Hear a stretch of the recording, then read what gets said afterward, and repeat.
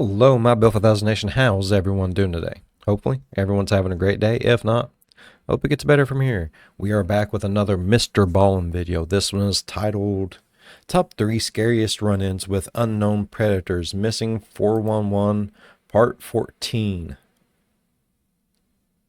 That was a lot. Alright.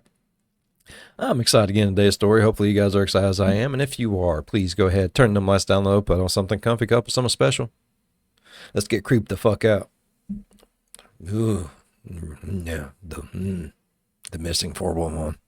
They get me. If you weren't already afraid of the woods, you will be by the end of this video. But before we get into today's story... Bro, I used to love the woods until I started doing reaction videos, and I'm fucking scared of freaking everything, man. Everything. If you're a fan of the strange, dark, and mysterious delivered in story format, then you've come to the right channel because that's all we do, and we upload 3, 4, even 5 times every week. So if that's of interest to you, please release a massive saltwater crocodile. So if that's of interest to you, please release a massive saltwater crocodile inside of the like button's house. Also, please subscribe to our channel and turn on all notifications so you don't miss any of our weekly uploads. It's had a hard life. Ever since MrBallen's been on scene, that like button's had some shit happen to it, bro. Land shark. No, it's human. On August 2nd, 1963, 4-year-old Bobby Panknin, along with his 2 older brothers and his 2 parents, headed off to a camping resort on Deep Lake in Washington State. The following day, Mrs. Panknin, whose name was Edna, decides she wants to take her 3 sons down a logging road that was right behind their campsite that she had heard fed out to this beautiful little waterfall that she thought her sons would like to see. Edna gets the boys ready, she says bye to Mr. Panknin, and then she and her sons take off down this logging road. And as soon as she's on the road, it occurs to her that it's totally overgrown. The grass is really high, it's rocky and bumpy, and she's thinking to herself, there's no way any vehicle is getting down this road. And probably there's been no vehicles on this road for a very long time. This is a very isolated place on this campsite. So they walk for a little ways on this overgrown logging road until they see there's a turnoff that leads down to the water and this little waterfall. And so right away she saw there was all this brush they were going to need to walk through, and the ground looked pretty rough. And Bobby, her youngest, the 4-year-old, he didn't have shoes on. He was going through a phase where he refused to wear shoes. All kids so do. It hadn't really mattered the entire duration of walking up the road, but it seemed like this might be too much for him to walk on. And so she told Bobby to wait on the road, and she told her other son, Jimmy, the 6-year-old, to wait next to him. Those two would stay on the road together while she and Bill, the 10-year-old, would go past the brush, go down to the water, check it out for a couple of minutes, and then she would come back, she would pick up Bobby, and Jimmy would come along, and then they would go down and look at the water, and then they would leave. Bobby didn't seem to mind, so he just sat on the road, and Jimmy was a little bit frustrated that he couldn't go with the first group, but he sat down too, and Bill and Edna took off past this brush down to the water. Now, the distance between where Bill and Edna and where Bobby and Jimmy were was only about 10 feet. There was just this brush right in the middle of them that did obscure their view. They could not see each other, but they are very close to each other. And so Jimmy is sitting next to Bobby, and he's getting increasingly more and more restless. He wants to go down and look at the waterfall. He wants to be down there with his older brother and his mom. And so at some point, he just can't take it anymore. And Jimmy does something that to this day, he regrets every single day. And that is, he got up and left his brother. He went through the brush down to where Bill and Edna were. And as soon as Edna saw him, she was mad at him, and she goes, "What? You left Bobby up there? Come on." And so they turned around after about 60 seconds and went right back up. And when they got back, Bobby was gone.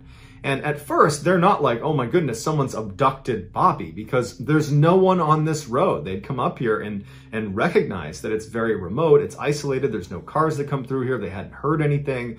And so their first instinct was, okay, he probably got up, and is behind a tree, or he walked down the hill over here, or he's nearby.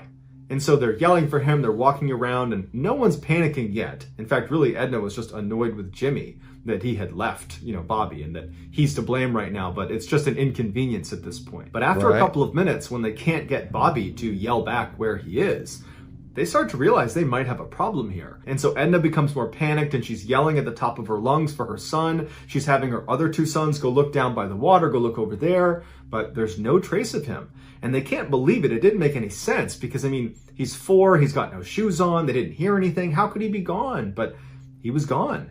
And so finally, after a couple of minutes, Edna rounded up her other two boys and they ran all the way back to the campsite where they got Mr. Pankman and they hailed the police, and very quickly a big search was launched up on that logging road. As soon as the police arrived, the first thing they did is they pressed Edna and the other two boys about, what did you hear? You know, you had to have heard something. He was only 10 feet away from you, and he was within earshot of you, certainly. You know, what did you hear? Did a vehicle come through? Did you hear an animal? Did you hear anybody talking? And Edna and the other two boys, they swore that they heard nothing, that they're just as baffled by it as anybody else. And so the police really didn't have a good starting point of where Bobby could have gone. Yeah. And in that area, there wasn't any, steep drop-offs or obvious places that Bobby could have fallen into or gotten trapped. The water for the waterfall, it's not deep. It's this little tiny brook. It'd be difficult to drown in that little brook. So they just basically started. You can drown in a teaspoon of water, bro. Directions, hoping they would, find a piece of clothing or some other clue that would indicate where he went. After 3 days of searching that yielded nothing, they finally brought in a bloodhound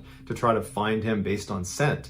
And so they had the dog smell one of Bobby's shoes, and the dog immediately seemed to key in on his scent in the area where Bobby had gone missing. Oh, and the hell dog yeah. turns and starts running up the logging road away from the campsite, so farther into the forest. And it runs for almost 2 miles, and it never seems to waver. It's clearly picked up Bobby's scent. And it stops at this fork in the road about 2 miles away from where Bobby had gone missing. And it keys in on this one area right at the fork where there wasn't anything significant. It was just this bare patch of dirt. And so the police, they uncover the dirt a little bit. There's nothing there. They're looking around the area. That there's no indication that Bobby was ever here. So they give the scent back to the dog. And again, the dog just keeps tracking to this one section in this fork in the road. It's never good.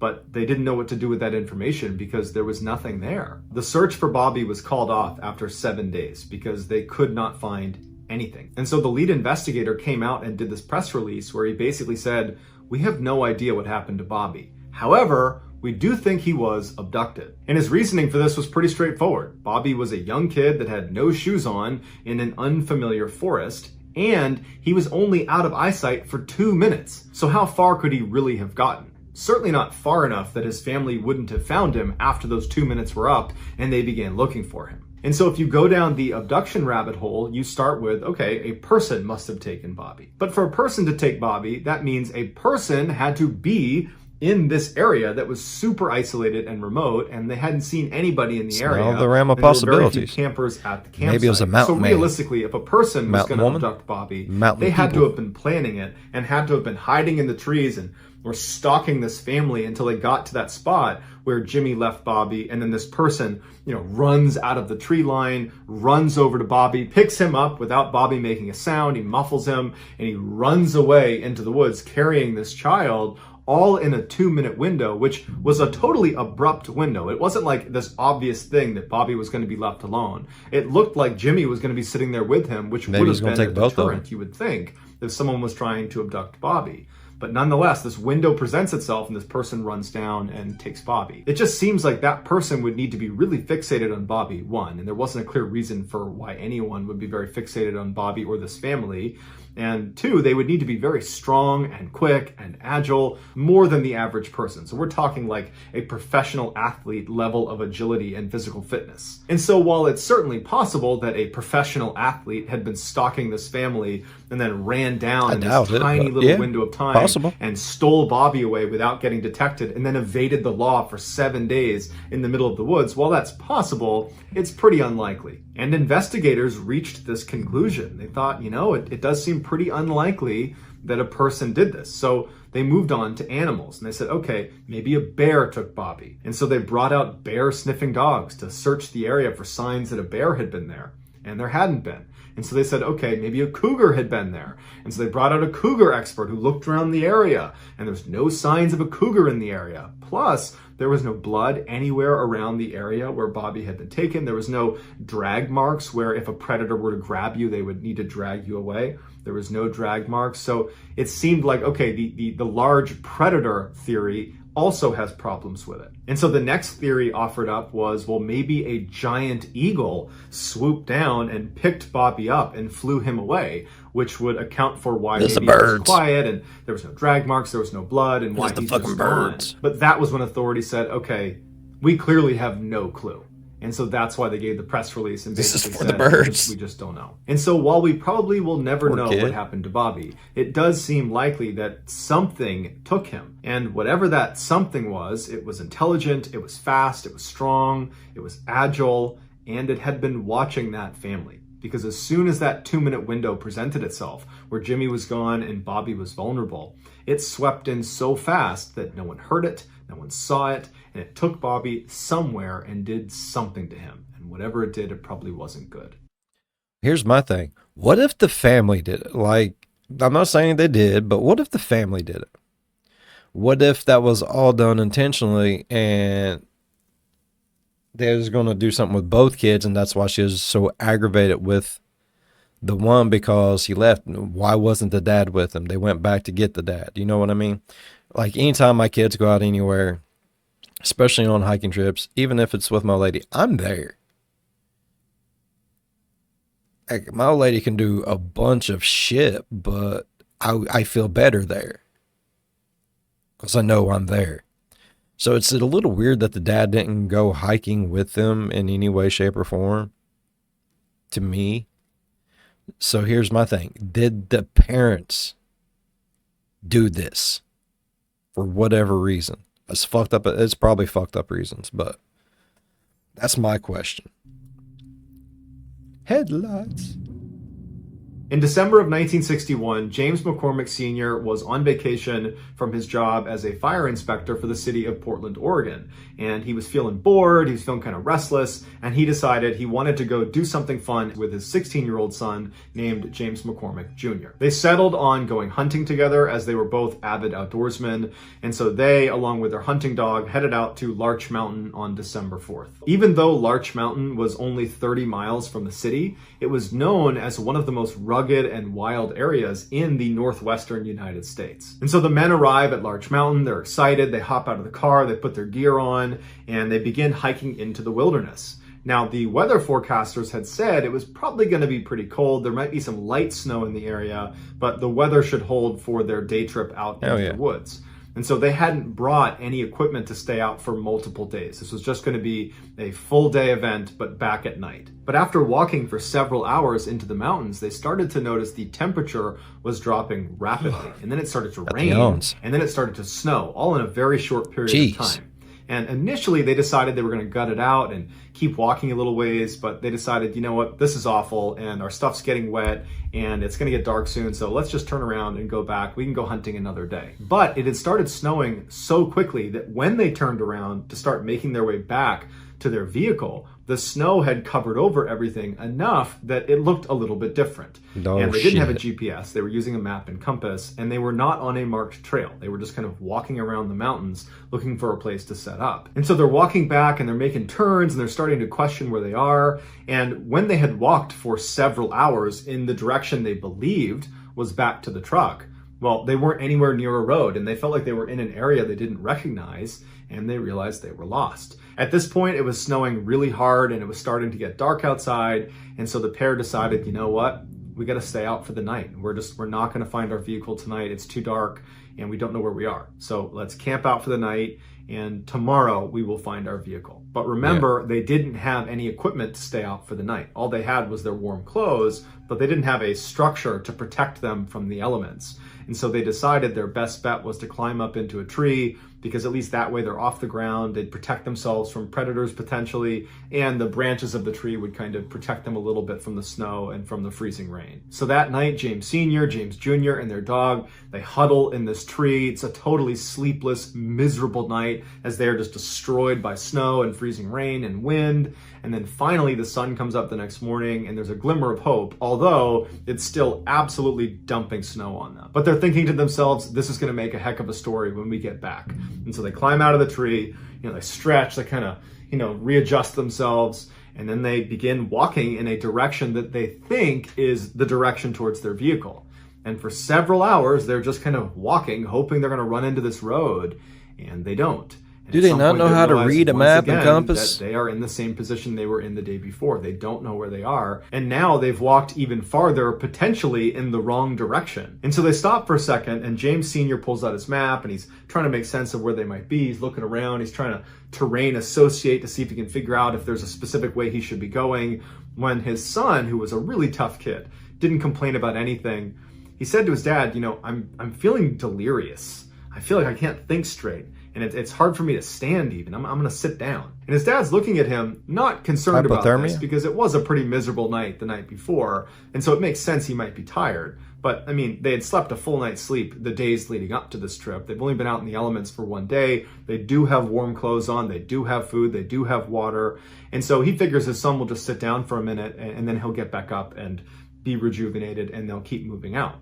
And so James Sr. continues looking at his map. He's looking around, kind of waiting for his son to say, okay, you know, I'm ready to start moving again. But his son just continues to deteriorate. He's speaking in nonsense, and he can't stand up. And this was the first time that James Sr. really started to feel concerned for their actual safety. Because even the night before, when they were up in the tree, even then, it just felt like it was this crazy thing that was happening to them and that everything would be fine.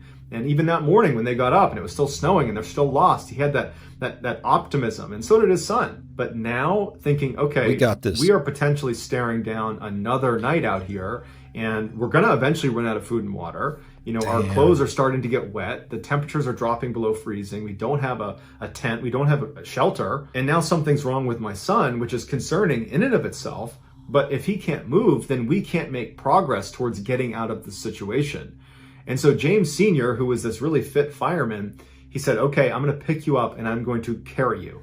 And he picked his son up, fireman's carry, put him over his shoulders. And for 3 hours, James Sr. just continues to march around looking for the way out. And after 3 hours, when they had not gotten anywhere closer to a road or any civilization, and now it was dark out again, he collapses with his son, and he puts his son down by a tree, and he sits down next to him, and he's totally defeated.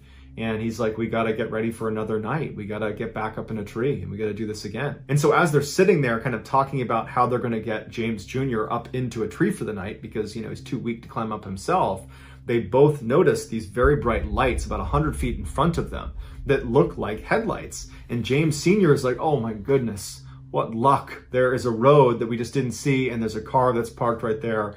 I'm going to go up and communicate with them and tell them that we are stuck out here and see if they can give us a ride. Stay right here. I'll be right back. And so James Sr. gets up and starts running towards these lights because these lights are their lifeline, and he wants to get to them before they potentially pull away without realizing, you know, there's some people that really could use some help here.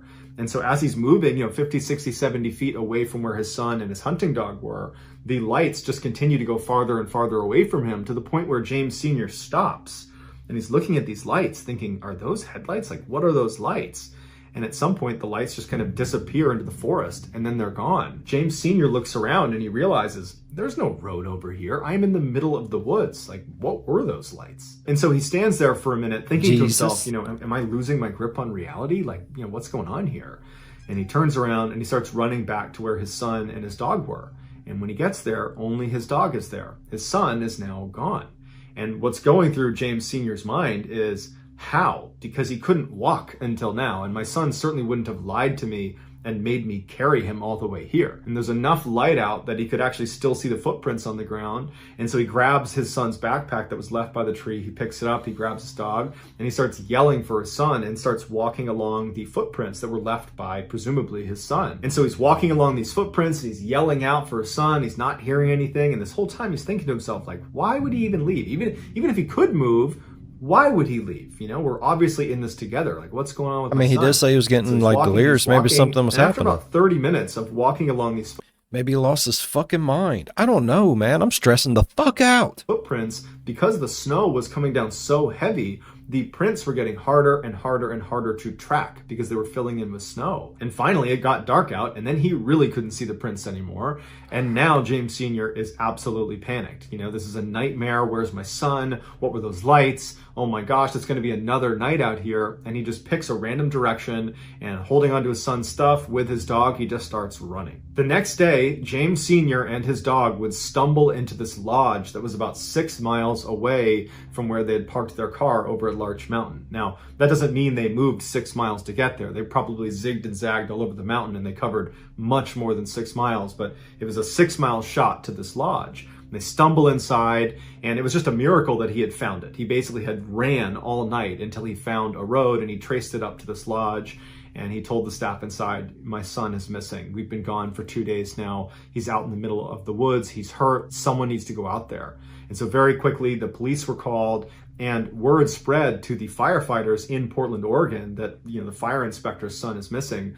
And so 200 off-duty firefighters made their way up to the mountain as well to assist in this search. The paramedics wanted James Sr. to just go to the hospital and let the searchers do their job. His boy's out there. James Sr. was not about to leave his son, and he refused medical attention, and he went out with the first group of searchers. And somehow he was able to get them to the rough area that he was able to recognize as, roughly where his son had been sitting when he went missing. They searched that area and very quickly found James Jr.'s glasses case, as well as his boots and his socks, but no James Jr. Later in the day, though, they would find James Jr. He was about 1,000 feet away from where his boots and his glasses case were found, at the bottom of this cliff, and he was deceased. Now, initially the thought was, well, he must have gotten confused and walked away from where he had been told to sit and fell off this cliff. But they determined he did not die from the fall off this cliff. He had made his way down to that cliff and then died of exposure. So how was James Jr. able to suddenly be able to walk again?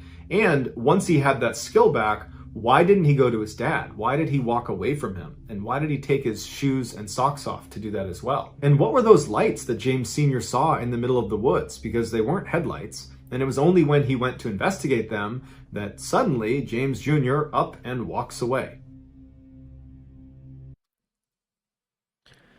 I don't know.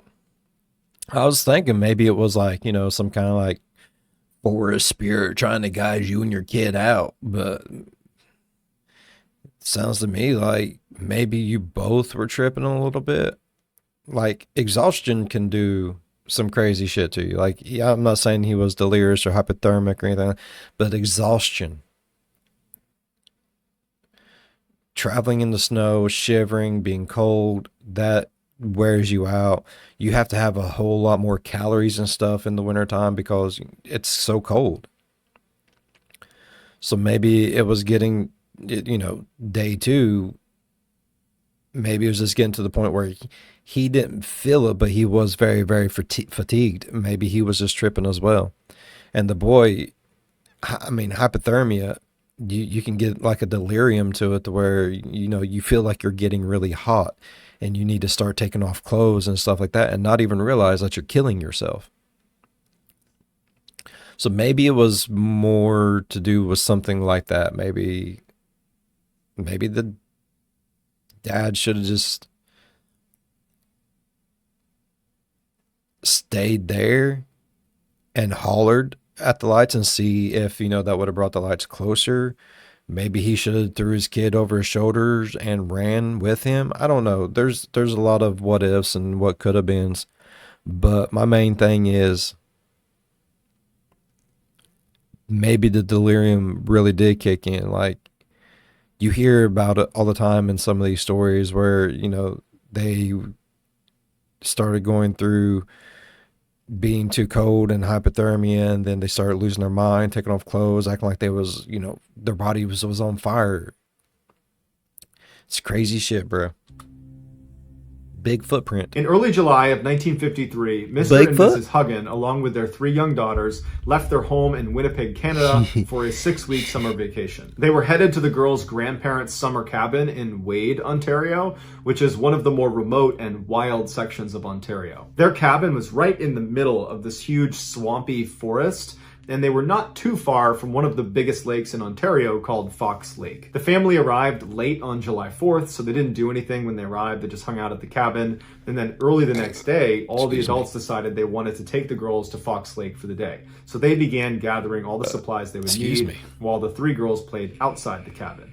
Now, there's no neighbors or anybody else anywhere near this cabin. And so it was totally normal to have the girls just play outside. They were not concerned about, them getting taken or something. And so the two older girls played in the front yard of the cabin, and Geraldine, the 5-year-old, was playing on the side of the cabin. So the two girls in front couldn't see Geraldine, and the adults, they were keeping their eye on all 3 girls, but they were mostly just kind of going in and out of the cabin, getting their stuff together, periodically poking their head out, but the girls were fine. At 10 a.m. that morning, the parents had finally packed up the car, and they were ready to collect the girls to head over to the lake. And so they went outside, they got the 2 girls that were out front, and they went to the side of the house, and they couldn't find Geraldine. Now, they weren't worried because where could she have gone? And so they walked around the house, they're yelling for Geraldine, and they asked the 2 girls, have you seen Geraldine? Where'd she go? And they're like, oh, we don't know, she was just over on the side of the house a minute ago.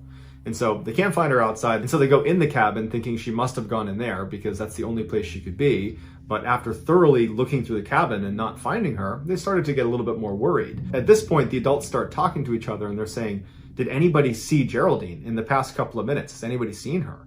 And they all said, yeah, I poked my head out the window and I saw her within the past 10 minutes right on the side of the cabin. And so they all agreed within the past 10 minutes, they had seen her right outside the cabin. So they're alarmed they can't find her, but they're thinking, we're gonna find her. So they go back outside and they're looking around and they're yelling for her. Now, this is such a remote section of Ontario that there's... Bro, I don't know about any of y'all, but I have kids. It only takes one moment for them to do, Like, you can go in, you can pee, you can come back out, and your whole house be destroyed and shit everywhere. 10 minutes is a long time for a kid. Really no noise pollution, and sound travels really, really well. And so when they were yelling her name, it was booming through the woods. And even if Geraldine had, sprinted for 10 minutes away from the cabin, she still easily would have been within earshot. And all she had to do was just, yell back and they would see her.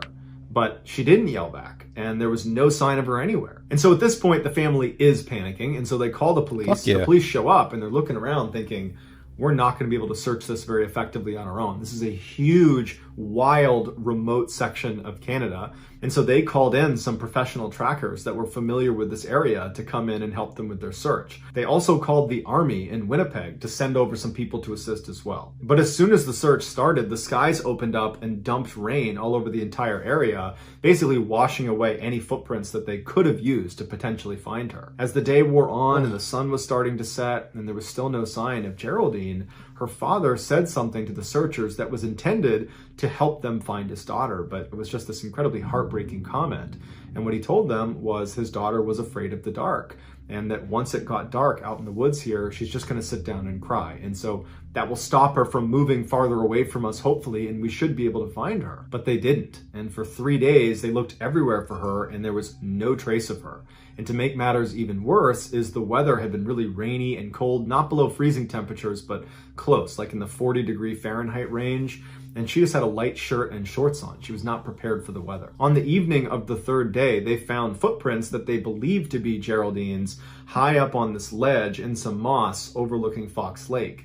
And the footprints indicated that this child, which was probably Geraldine, was looking out over the lake and then turned around and walked away from the ledge down into the swamp where her footprints dissipate. And so the search effort was pushed to this swamp, and they had thousands of people that are combing through this mosquito-infested bush to look for this girl, and once again, there's nothing. Then on the 7th day of the search, they find another set of footprints in the swamp around the area where they were looking for Geraldine. But it wasn't Geraldine's footprints because they were these huge prints that if it was a human print, they would need to be an enormous human being. Or these prints belonged to some enormous animal, but they were unable to determine what animal it was. At this point, although there's not really any real evidence connecting that print to Geraldine, people are starting to suspect that whoever left this print or whatever left this print has something to do with whatever happened to Geraldine. 2 days later, so 9 days after Geraldine was missing, some of the professional trackers were 2.5 miles away from where that large print was found in that swamp and where Geraldine's footprints were found up on that ledge. They found a piece of her plaid shirt 2.5 miles away on the eastern shore of another lake called Long Lake. And so they pushed the search effort over to that section of Long Lake, and within 24 hours, they would find Geraldine's remains. The scene where Geraldine was found found was bizarre. There was very little left of Geraldine, and from what was left, it was clear there had been significant animal predation. And so initial thoughts were, she must have been attacked by wolves. That's what killed her. But upon closer inspection, they saw that her clothing had not been torn and there was no blood on her clothes. So the animal predation had most likely occurred after she was deceased, because they would have been able to pick around the clothing. Whereas if it had been a wolf attack, they would have cut right through the clothes and there would be marks that obviously, she was attacked by animals. But Geraldine's remains appeared to have been dragged out of a nearby meadow to where she was ultimately located. And so they followed the drag line into this meadow, and it led them to this opening where all the grass had been matted down. And investigators said it looked like something big had been laying there. And they speculated that that might have been the area where Geraldine had been killed, and then afterwards animals had dragged her over to where she was found. And so investigators are like, well, we found that large footprint in the swamp on the 7th day in the same area where we had found Geraldine's footprints, and we thought they might be connected. And now we're finding a large, what appears to be body print in this meadow that's right near where Geraldine's remains have been found. And so probably whoever or whatever left that print in the swamp is the same one that left this print here in the meadow, and therefore is probably Geraldine's killer. But this left investigators with two theories that didn't really make any sense. The first one was, okay, these prints, the swamp print and this body print, belong to an enormous person, like a giant, who ran up to the cabin and abducted Geraldine and ran off, and no one saw them or heard them. And for weeks, they've managed to totally evade capture despite being, again, an enormous person lumbering through the forest. So that seemed really unlikely. One, that this giant person even existed, and two, that if this giant person existed, how could they not get caught? They're so big running through the forest, they would be easy to spot. But if you rule out the enormous person theory, you're left with the enormous predator theory, which does make more sense on the surface because there are enormous predators that have attacked humans, so that does. Really, really huge ass wolves. I forget the name of them. Dire wolf? No, those are extinct, right? I don't know. There's really big ass wolves. You got bear, all kinds of bear, and it's Canada. Like Canada has bears. I don't know what their predominant bear is, but I imagine they got some hefty ones. It gets pretty cold up there. And then you have Bigfoot. It was fucking Bigfoot. Does happen. But when they looked at her remains, they ruled out a wolf attack. And really, they ruled out animal attacks. But if this is an enormous predator, how did it kill Geraldine? The family was told that unfortunately, because there wasn't enough left of her, they weren't able to determine a cause of death. And so their best guess is she was probably mauled by wild animals, but they would even level with the family and say, honestly, we don't know what did this. So that's going to do it, guys. If you found the secret... That's fucking awful. I would hate to be in that situation and be like, yeah, your child's dead. It could have been anything, though. Like, all you would want at that point is fucking answers and someone to blame. And with no one to blame, you're going to blame your fucking self. Not saying that they should, not saying that they shouldn't. I definitely would have probably been keeping a little bit better of an eye on the kids. There should have been someone out there with them. They should have been together. I don't know. I'm a weird parent, I guess. I don't know. Really enjoyed today's story, though. I mean, damn. It says Bigfoot. This is definitely a Bigfoot-esque monster. Maybe even in two of the videos, it could have been a Bigfoot-esque monster. I really enjoyed today's video. Hopefully you guys enjoyed today's video as much as I did. And if you did, please go down there, hit that thumbs up. It really does help the channel grow. While you're down there, if you want, going over and slap that subscribe button, become part of the B5 Nation, along with all the other people that have subscribed over the past little bit.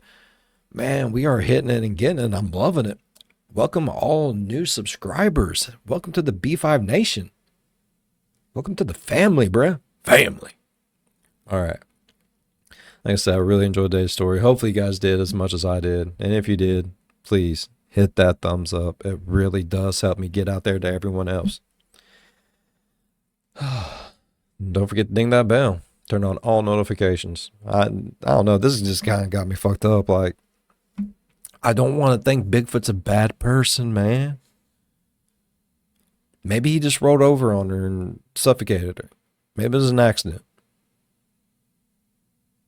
As always, be good to one another. I'll see you in the next one.